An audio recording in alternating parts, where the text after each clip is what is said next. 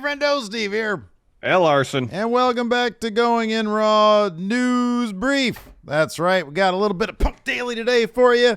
We got some news about LA Knight, who we're going to see tonight at SmackDown. If you want to meet Steve and Larson, we'll be at the Golden One Center. I think we're going to, so like before the doors open, we're going to be, there's like, in front of like the main doors area, I think there's like a grassy... By the Macy's too, right? There's a patch of fake grass. Yes, by the Macy's, the fake look for us near the plastic AstroTurf. Yeah.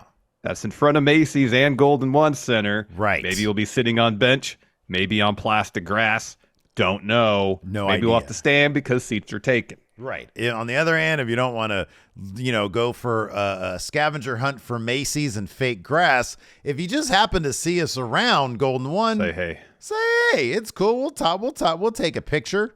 Might be a little awkward. Our social meters are down pretty low post-pandemic, but super low. Like I forgot really how to socialize completely and totally. Not huge on it. Anyways, let's go ahead and dive into the news first. It's Punk Daily time. Let's talk about some CM Punk. Larson. Is he going to go to WWE? Yeah. Is he going to be there tonight at SmackDown? Well, let's do some background here a little bit. So during his pre No Mercy media call, Shawn Michaels, Heartbreak Kid, was asked if he'd welcome CM Punk to NXT. Seemed like an obvious answer, but this is what Heartbreak had to say. Quote, "Well, of course we'd welcome him to NXT. I guess he probably, I got terrible Shawn Michaels. I guess he probably would go to the main roster, but I always enjoyed working with Phil." I love it that he called him Phil. Me too. I love it. He continues, "I've always liked him. I understand he's a different kind of cat. Sometimes can be challenging to get along with people. That's probably why I like him, because I suffer from the same thing. But still, obviously, that's where people decide higher up on the food chain than I am. He's a guy that does numbers and makes money. I think that would be a risk-reward ratio that I'm sure from a company standpoint they'd have to consider. When it comes to would we take him in NXT and have him on our television? Are you kidding me? Of course I would. I just don't think anybody'd let me." And well, despite Heartbreak's enthusiasm about bringing Phil Brooks back under the WWE umbrella, doesn't seem like it's a done deal yet. In the latest Wrestling Observer newsletter, Meltzer mentions, quote, "I'd say it's pretty certain if Punk is coming. As of today, there's no done deal, even though you hear rumors of the opposite. But of course, it's all up to Vince that it wouldn't be on NXT unless it's a deal like with Becky Lynch. And probably that wouldn't be done right away." Imagine this. Imagine Triple H. He understands that there's value in bringing CM Punk to the company, to WWE, but doesn't have to deal with Phil's bullshit on the main roster. He calls up his buddy Heartbreak, says, "Hey, I saw your quote in your media call. You and Phil get along. All yours, pal." I can't think of a worse person you'd want in your locker room of young up-and-coming developmental wrestlers than CM Punk. I'm sorry. I know all the Punk apologists will be in our comments now, and I hate to do that. Oh, but for him, for Phil, he probably think that's the perfect situation for him. Of course what does he he want to would. be? Yeah. He wants to be a leader, a mentor. He wants to share his advice in the world of wrestling to the younger generation. He wants to force his advice onto the younger generation. Well, that's not from our perspective. That's obvious, but from his perspective, I don't think that's the case. And here's the thing: Phil on NXT will get better numbers than what Collision was getting on Saturday evenings. That is true. Yeah, that is true. Yeah, I wouldn't look.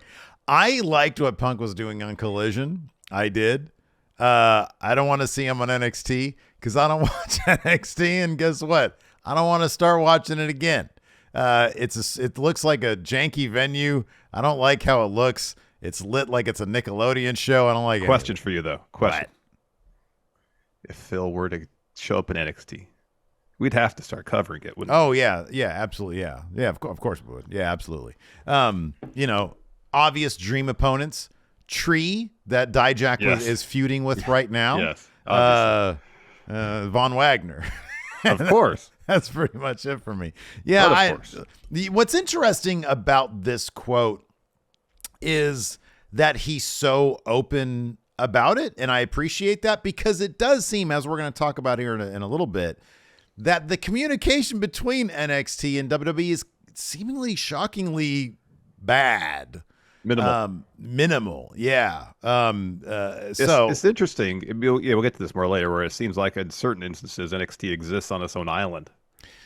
Yeah. Like the case of releases. But in other instances, I imagine there's got to be some communication regarding, all right, this person from main roster is going to NXT. I just don't assume they show up at the PC door, knocking on it and say, hey, I work here now.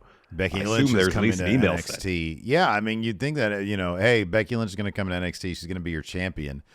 It's surprising. We'll talk about it in a bit because we have a whole story about it. But getting back to the Punk stuff, clearly he wouldn't be in NXT. Clearly he would probably, what if he wanted to be? Because he saw this from Heartbreak. He's like, I like Heartbreak too. I want to work with him.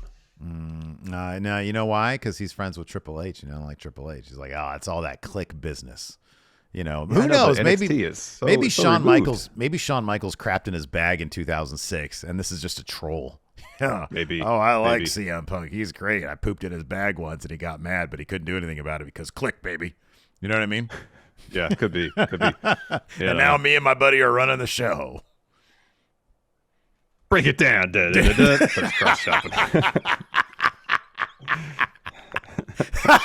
Oh, man. Man, it might be HBK's game there in NXT, but you know whose game it is in all of WWE? With everybody saying LA Knight. Yeah.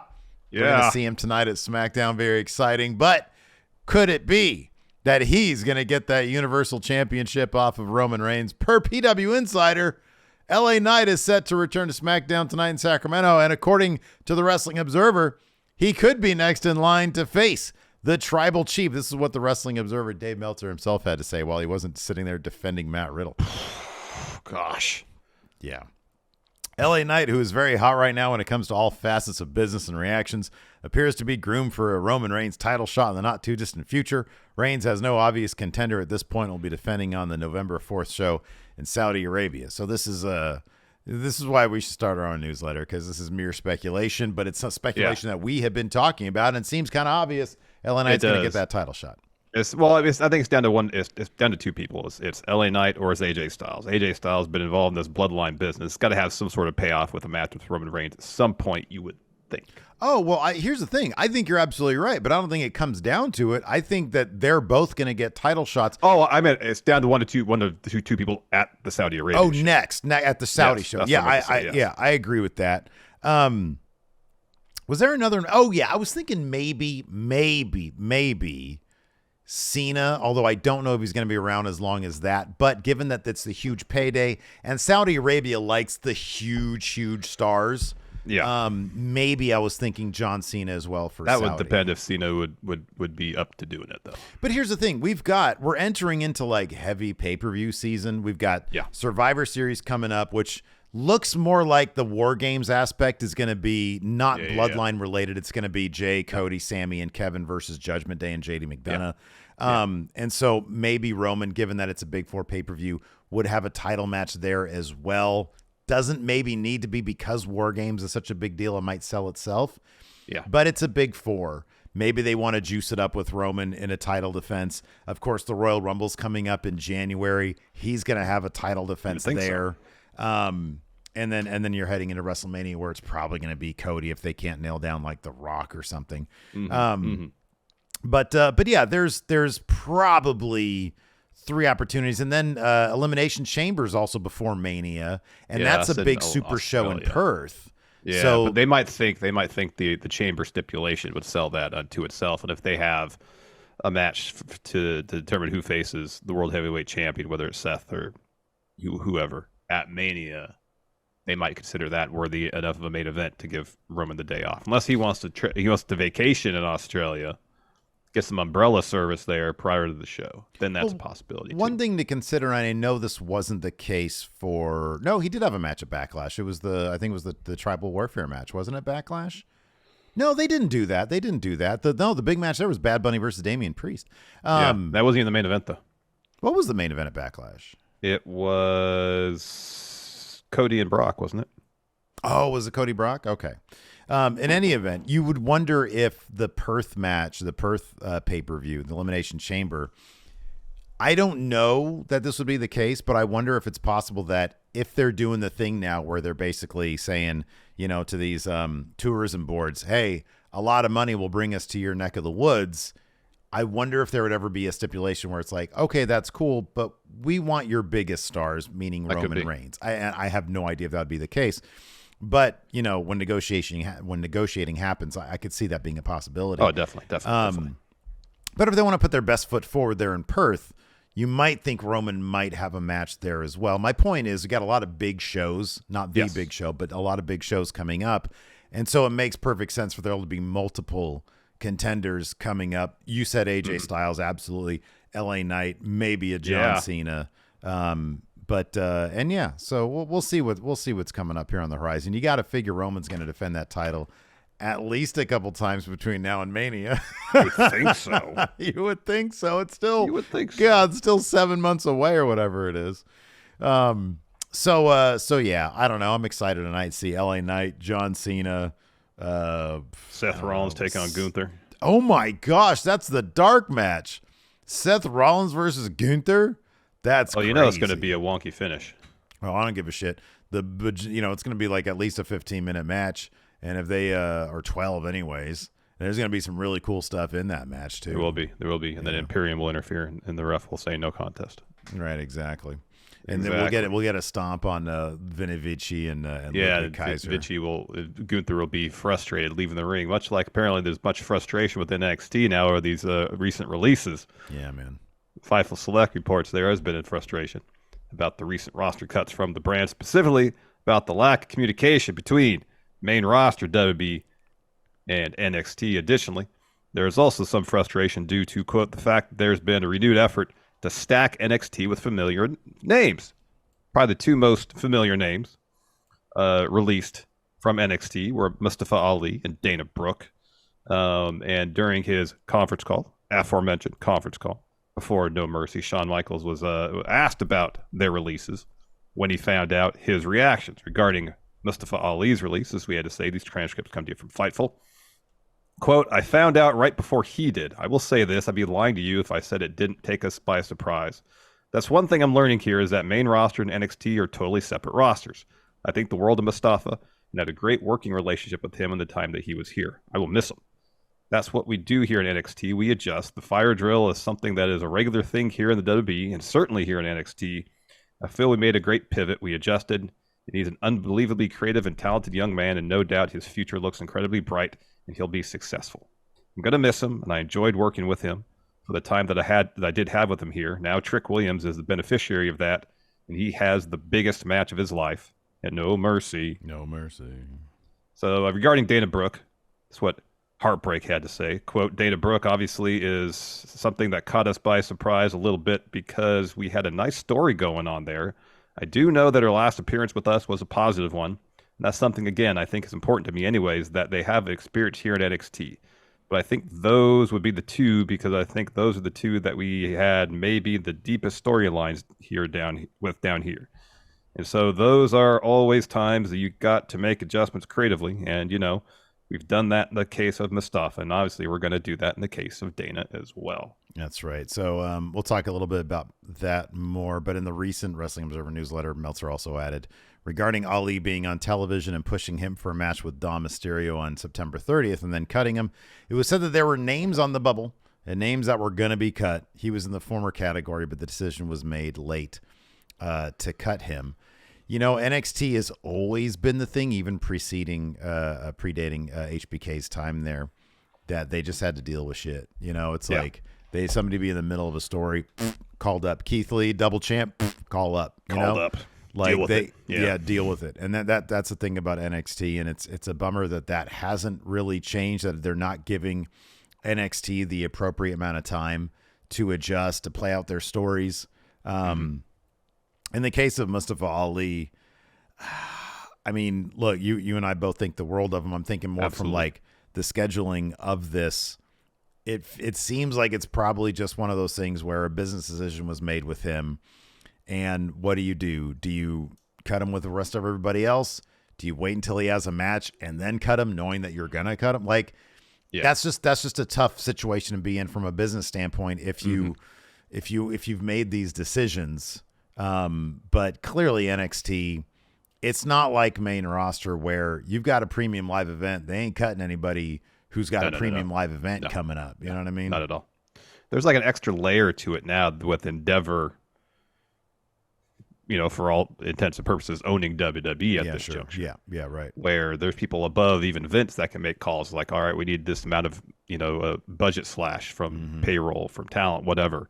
And then it's on people in WWE to make those decisions. But it could be a decision from above even Vince to say, all right, you got to cut some payroll here. And even as recently as the draft, when HBK was out there announcing picks, and I can't remember exactly who it was, but he read a pick off. You can tell at that moment he probably just found out that they got drafted up to it was his women's tag team champions. Yes. They drafted champions out. He was like, what the hell is this shit? At that point, don't you go to Vince and say, I lost my smile? What is this crap? I know. What is this karma? Like all the years that I gave you, ulcers with my behavior, you're going to do this? Is it weird to you that contracts in NXT, like guys and women making main roster money, like, oh, they're in NXT, they shouldn't be making main roster money. So we're going to, because I heard that was one of the reasons. It's like, oh, well, Ali's making main roster money, but he's not on main roster. I think it was he's making main roster money, but we have no intention of using him on the main roster. Right, yeah. That's still whereas someone like Baron Corbin, who I'm sure is making main roster money, he's in NXT probably till they find something they want to do with him on main roster. They're a guy that he's a total utility player. Like he can be anywhere, anytime. Yeah, I feel that. Yeah.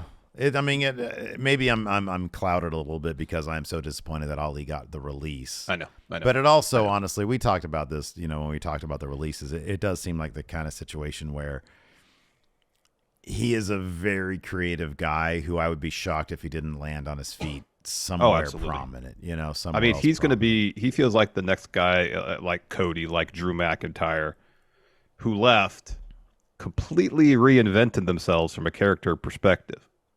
Yeah. And does some amazing things, whether it's on the independents, whether it's an AEW, New Japan, wherever.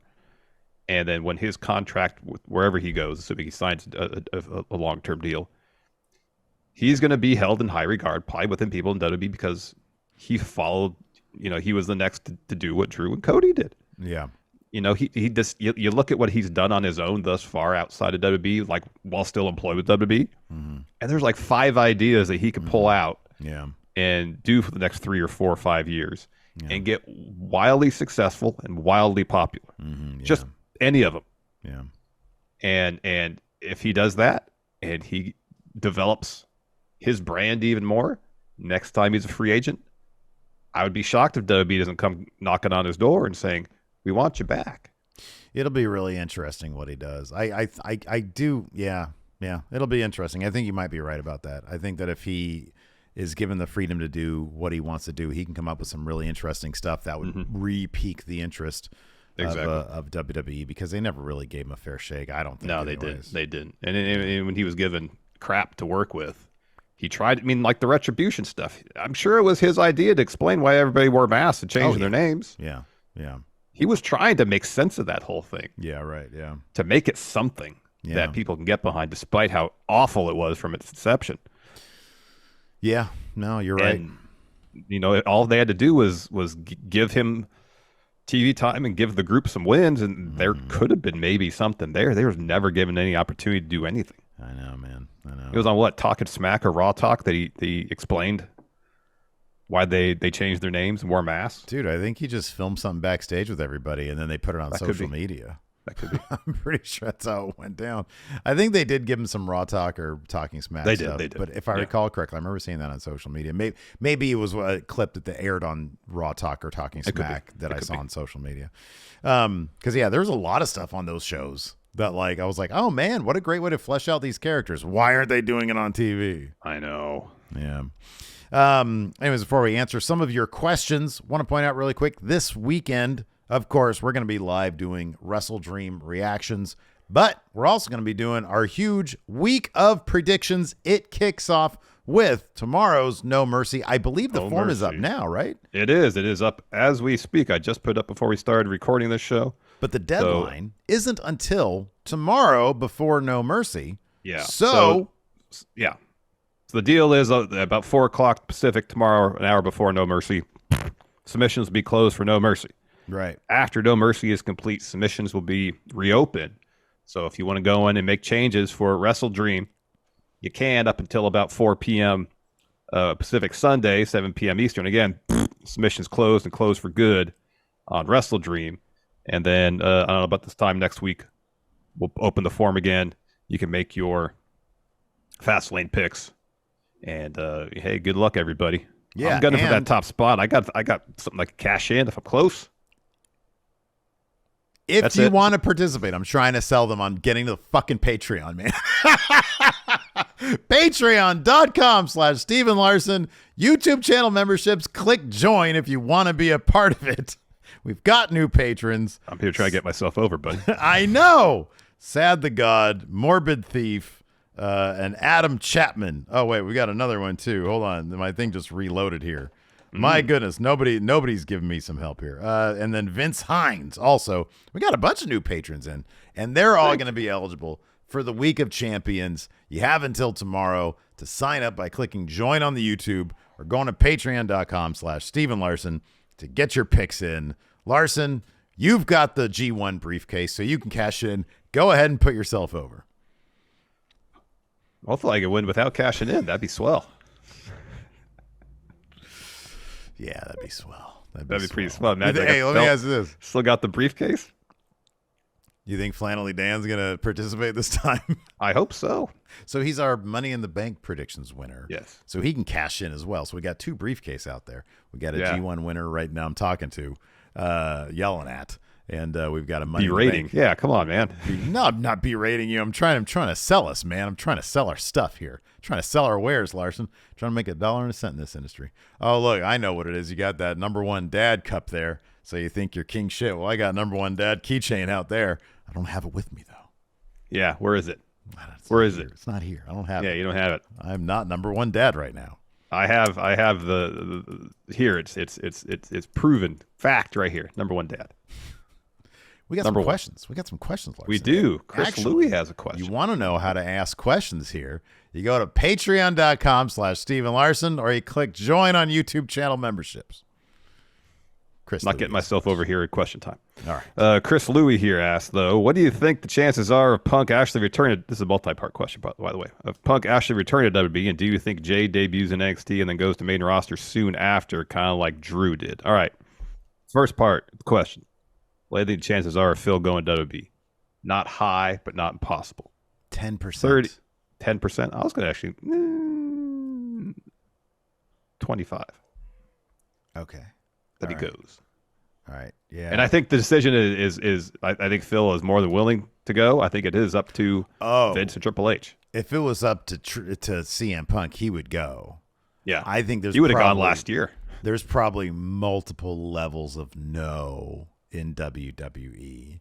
There's probably, I don't know what the overriding sentiment in the locker room is, but I'm sure there's a heavy no contingent in the locker room. There's probably many no's in the locker room. I'm sure in just kind of like, I don't know. Yeah, there's probably, I don't know if there's any holdovers in production or any other departments like that might be, no, we don't really want to deal with them again.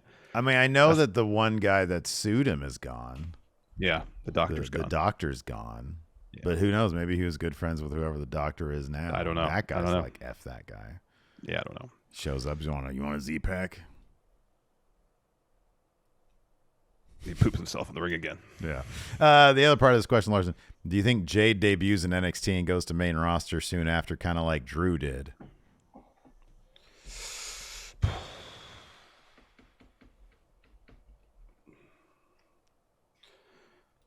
You know, they're doing so much crossover with main roster talents going to NXT. I'd like to see it go the other way more often and on a regular basis. You know, Jade beats Becky for the NXT Women's title. And, you know, she, after a couple of months, she has regular title defenses and beats everybody. It's like, I need better competition. I'm going to go with main roster and defend my NXT Women's title up there too. Yeah. Something like that.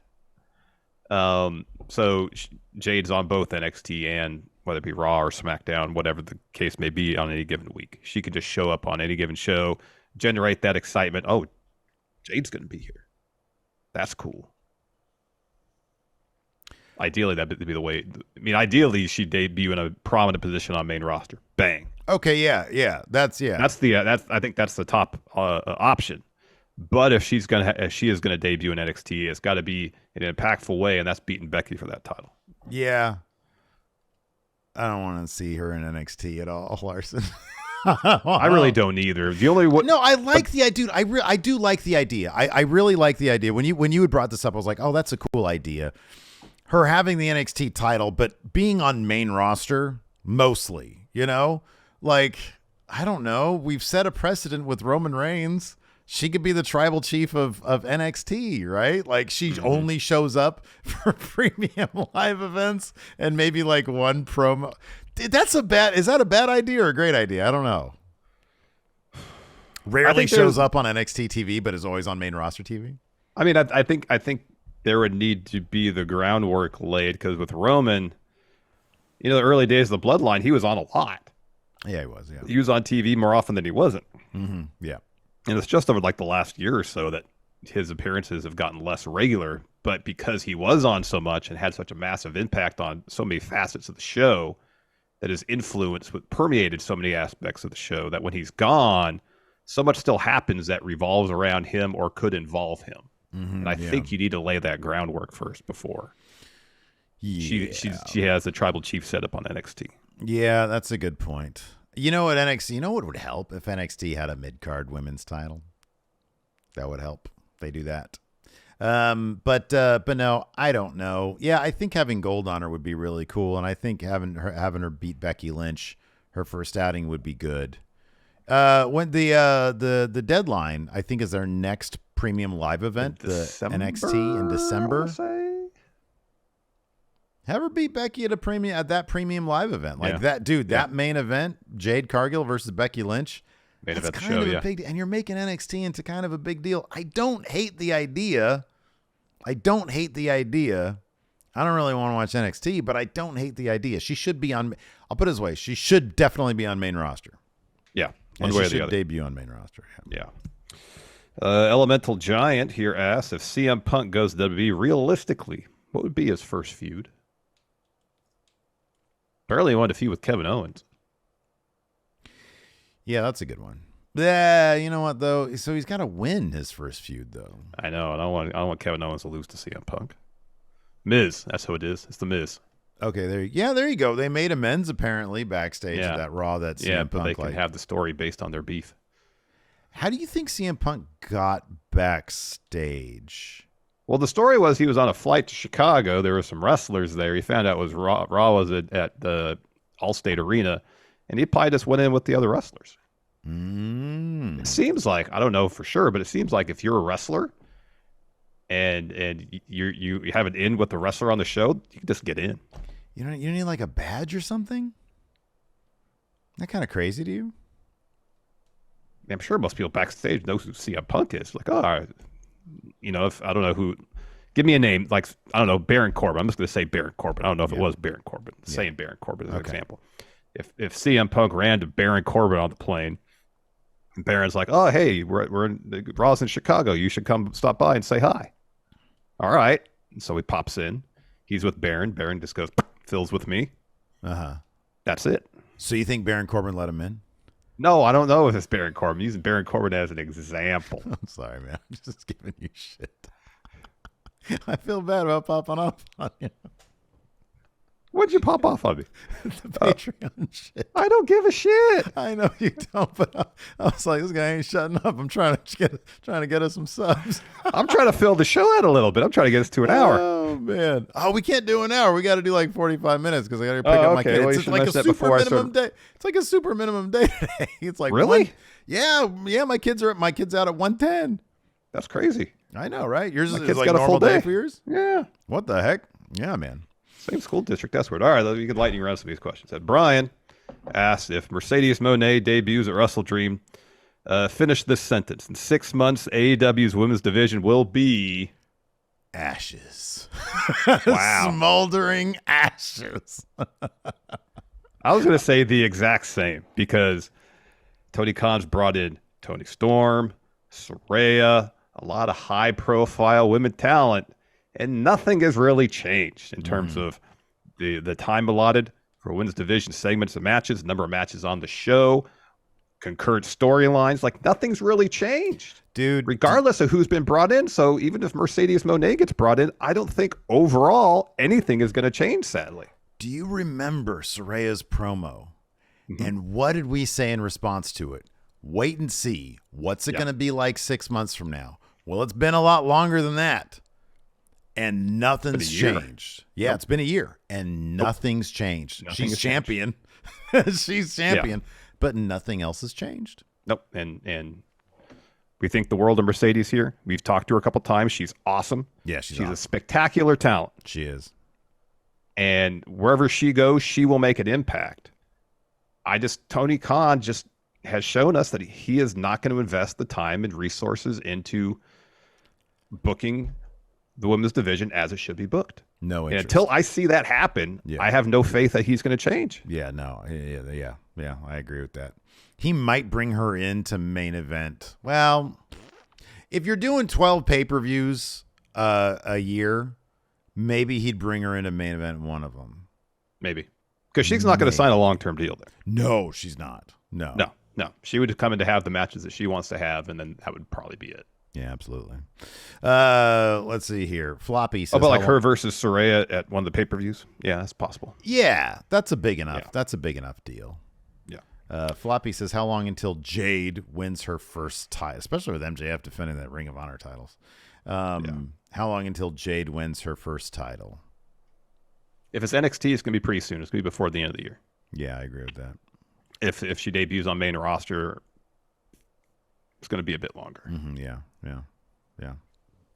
Yeah. Forbes says, can you see the masked attacker being Jack Perry? He can use suspension as a way for him to form this group, not to take down anyone in particular, but to take AEW down in general. How would he get MJF's mask? I do appreciate that is such a sticking point for you. You said that several times yesterday. Yeah. I can't, on my point, I haven't checked yet, but AEWshop.com or like eBay, or he just stole it. Maybe he stole it. Well, I think you need to have it in, especially if he's been suspended for a few weeks. Like, it's just the locker room. You can have one made. I understand the idea that someone could have stolen it. I get that. Now I just feel that whenever you want to attack me, you bring up the mug. Kind of what it is. This is like when the Miz says, "My hand goes up, your mouth stays shut." I bring the mug up. It's winning time. It's you doing this. Yeah, exactly. So the mask, who knows? But no, here's the thing. Tony Khan's, he's gonna make Jack Perry eat some shit. He's not gonna put him in a major whodunit angle. That ain't gonna happen. He's gonna make him eat some shit. So I'm looking at MJF's merch page here. They have a kangaroo kick shirt, Steve. It's an outline of a kangaroo with the Burberry scarf on. Does it say? Let me ask you. Does it say in giant letters "kangaroo kick" on it? The letter is large lettering, but the lettering is smaller than the graphic of the kangaroo. Yeah, I saw the shirt. It's still too big. The lettering, it's still too big for my. I don't think it should say that on there. I do love the kangaroo kick though. You do. You're really into that. Yeah, but no. You're really into that. So far, I don't see no devil mask here. eBay. Hold on a second. eBay. I'm gonna get on. You got someone in their garage making their own MJF devil mask. Come on, MJF devil mask. Here we go. Let's see here. Oh God. No, but there's some really creepy masks on here. Oh dear. Yeah, I don't like. It is Halloween season, Get those away from me. All right, Andre Zimpel. Wait, did you find something? No, I was just gonna move on. All right, I'll move on. Andre Zimpel, what matches do you feel like don't get enough credit as they should get? End of an era, people regard it as really good. It should be up there with the greatest matches of all time. Yeah, I agree with that. What was it like in your favorite Shawn Michaels match, Mind Games or something like that? Yeah, I was gonna bring that up. It's one. I don't know if it's my favorite, but it's one of them. It's really good. Him and Mankind at Mind Games. Holy shit, that match is good. It's Don't so get good. enough credit as they should get. I don't feel like enough people talk about Kenny and Pac's Iron Man match on Dynamite. That match was awesome. That match was awesome, yeah. It was really good. Yeah. Yeah, those are good. I mean, they're all like highly rated matches if you look at like Meltzer's star ratings, but it's like, I don't know, you don't feel like they get the acclaim on a regular basis. They probably Johnny should. Gargano versus Andrade. My second favorite NXT match ever. Yeah, that was a really good one. It's one of the few matches I watched twice back to back because it was so good. Oh my gosh. Justin Sider says, will Dom Mysterio be younger than Ray when he wins his first world championship? He's always going to be younger than Ray. Like, he's the son. Time works. Time doesn't slow down for some people. Like, he'll always be younger than Rey Mysterio. No. Hey, have you ever, the thing, growing up, they always said, like, 1 human year is equal to 7 dog years? Yeah, right, yeah. But it's not a linear thing. It's like in their younger years, I think each year is more years, and as they get older, it's a year is less, or it's vice versa. It also varies on weight and size. Yes. Yeah. Yes. I think it's like my bug right now, I think she's 11. I think she's closer to like 55 or 60 years old in human years. Yeah. And that wouldn't add up. Like, she's, I don't know, she should be like the 7-year thing. I think she's either 11 or 12. I forget which. So she'd be in her late 70s or early 80s. Yeah, right. But she don't move around like that. No. No. So, and then, like, I don't know, my other Turbo, he lived until he was like 16, which I don't know, 16 times 7 is like a million. It's like a lot. That's 100. That's 102. No, 112. I mean, he did look really old when in his sad last days, but like, not 112. Yeah, probably not. Yeah, probably not. So yeah, it depends on size. I think 5 is a more accurate. Yeah, it's a bit more accurate, I think. Yeah, probably. But probably again, it's probably a good average between the two extremes, perhaps. I don't know. How old was Ray when he won his first world title? I don't know. I was about to look that up. Let's find out. How old? Because what, Dom's like 26 or something like that now, right? When he won, what did he win first? Like the big gold belt or something like that? Yeah. World Heavyweight Championship. Let's see here. When did he win the World Heavyweight title? WrestleMania 22, which was in the year WrestleMania 22. This is so stupid. 2008? That was in 2007. 2006. Oh, 2006. So it's 2006. Rey Mysterio. Look at this investigative journalism we're doing here live on the show. In 1974. So Larson, 2006. He'd have been 32. 74. He would have been 32. So Dom Mysterio's got 6 years. 6 years. I think he's 26. I could be wrong about that. I could see that being the case. Maybe. Sure. Maybe. I think he's on a good trajectory to do that. He could like 2 years from now, he could be Mr. Money in the Bank and cash in. Mm-hmm. I could see that. Yeah. I could see that. Yeah, I could see that. Anyway, Moses Supposes. We got one more here. We got plenty more questions. Moses Supposes, though, asks, since you stopped watching NXT, who do you miss seeing on your screen? Tree. Dijak. Tree. And Tree. I miss Trick Williams. I can't wait. He's so over. He's so popular. Of course, because he's awesome. Because he's great. He's going to be huge, by the way. He's going to be huge. He is. Yeah, I do miss Trick and Mello. I miss a lot of the people. I just can't stand the presentation. Yeah. Like it's rare that I'd name a wrestler. I miss Briggs and Jensen. I can't stand the presentation of that show. Gallus. Yeah. That's the old theme. Yeah. Oh, that's a new one.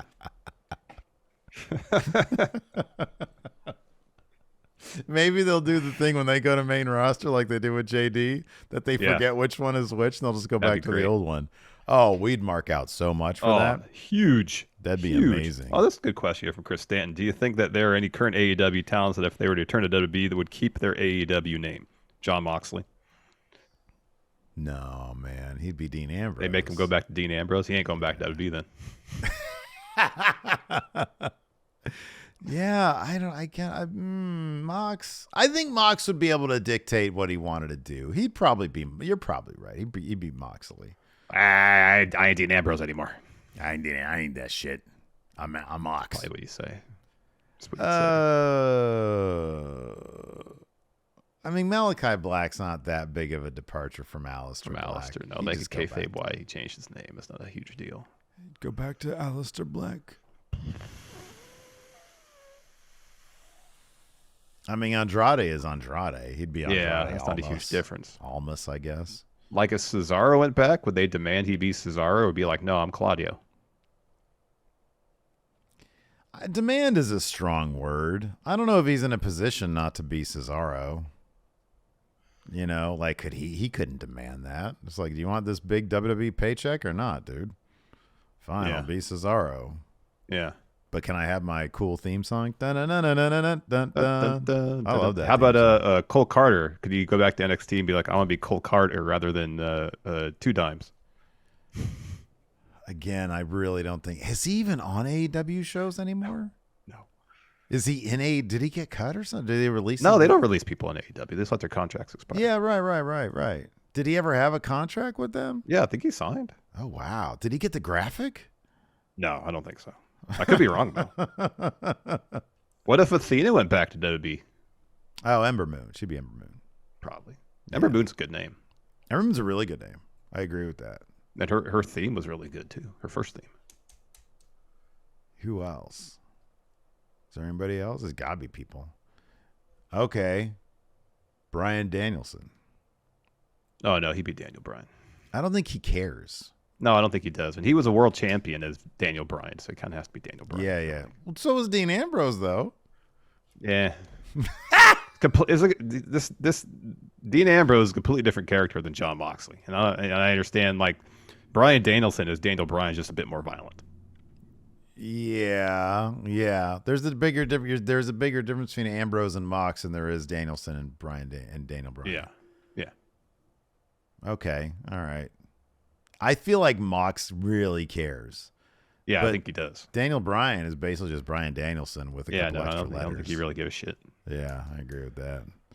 What about Adam Cole? Would he go back to being Adam Cole in WWE if he went back? What about Chris Jericho? Yeah, Would he go back to being Chris Jericho? Would he bring his Painmaker gimmick to WWE? Or the Ocho? Would he be the Ocho in WWE? I'm really curious, like, would he bring that shit that he, it's a pay. Hey, how much has he diluted all that shit at this point? Like, he's been paid. Oh, it's going to be a crazy match. I'm going to wear this hat. I know. Do nothing else different. I'm going to put some little clown makeup on my eyes for this match because it's so intense. But it's like the same shit as he always does. But do the same shit. Slow this is a line good question salt. Here. Yeah, I know. From Jack Napier. He had the power Anonymous to put tip. Napier's cleaning out Axis chemicals. Jack asked if you had the power to put any wrestler from any company under a devil mask for a surprise reveal, who would it be? Who would attack Jay White? Anybody you want in all of wrestling. In all of wrestling?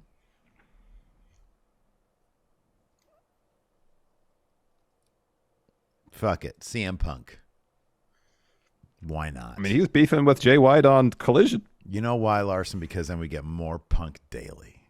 It's true. At the very least, we get Punk weekly. We would. Of course. Sid. Hogan. I wanted to be Hogan. Pass. Yeah, man. Again, the clicks. We got to get them clicks. Yeah. Who would be the most? I thought you meant the click. I agree with the click. If it was the click that attacked Jay White, that'd be cool. Who would get the most views? Probably Phil at this point. If he came back after being fired. You think CM Punk would get more views than Vince McMahon? Well, maybe not, because Vince showing up in AEW would be so mind-blowingly weird. And like nearly inconceivable. Right. Nearly. Like completely and totally inconceivable. Yeah. It's like, did they AI this? Are they allowed to do this? Yeah. They deep-faked Vince into AEW programming. Yeah.